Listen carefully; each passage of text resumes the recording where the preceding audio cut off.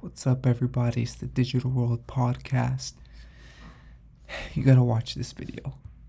When you watch this video, I want you to think about what's happening today and how this was in the works a long time ago.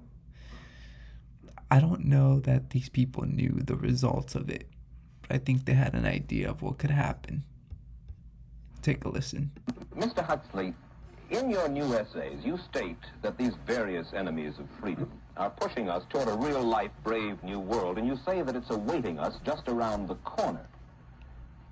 First of all, can you detail for us what life in this brave new world which you fear so much, or what life might be like?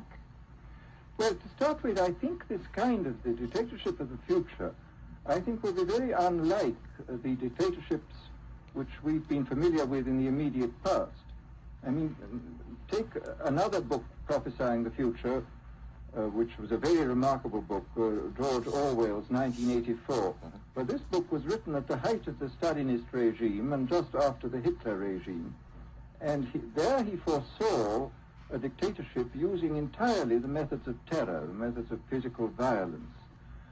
Now, I think what is going to happen in the future is the dictators will find, as the old saying goes, that you can do everything with bayonets except sit on them. That if you want to preserve your power indefinitely, you have to get the consent of the ruled. And this they will do partly by drugs, as I foresaw in Brave New World, partly by these new techniques of propaganda. They will do it by bypassing the sort of rational side of man and appealing to his subconscious and his deeper emotions and his physiology even, and so making him actually love his slavery. I mean, I think this is the danger, that actually people may be in some ways happy under the new regime, but they will be happy in a situation where they oughtn't to be happy. But let me ask you this. You're talking about a world that could take place within the confines of a totalitarian state. Let's become more immediate, more urgent about it. We believe, anyway, that we live in a democracy here in the United States. Do you believe that this brave new world that you talk about could, let's say, in the next quarter century, the next century, could come here to our shores? I think it could. I mean, that's why I feel it's so extremely important here and now to start thinking about these problems, not to let ourselves be taken by surprise by the new advances in technology. I mean, for example, in regard to the use of the drugs, we know there's enough evidence now for us to be able, on the basis of this evidence and using a certain amount of creative imagination, to foresee the kind of uses which could be made by people of bad will with these things, and to attempt to forestall this. And in the same way, I think with these other methods of propaganda, we can foresee and we can do a good deal to forestall. I mean, after all, the price of freedom is eternal vigilance. So, what do you guys think about that?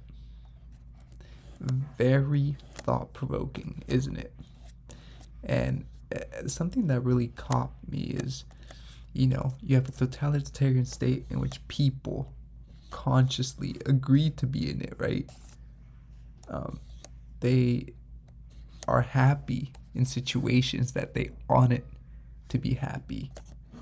And if you look at people today, they're entrenched, or they're enticed by this device that they hold. And this device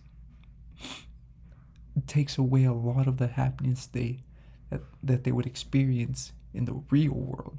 They're so bought into this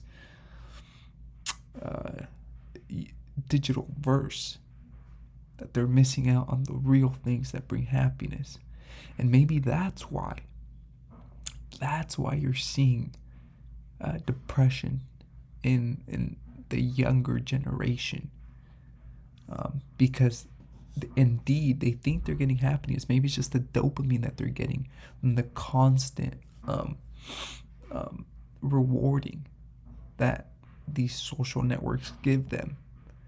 But in reality, it's not fulfilling them. Interesting to think about. I'll leave you with that one. Thank you for watching. Like and subscribe to the channel. It's the Digital World Podcast, and I'll see you in the next episode.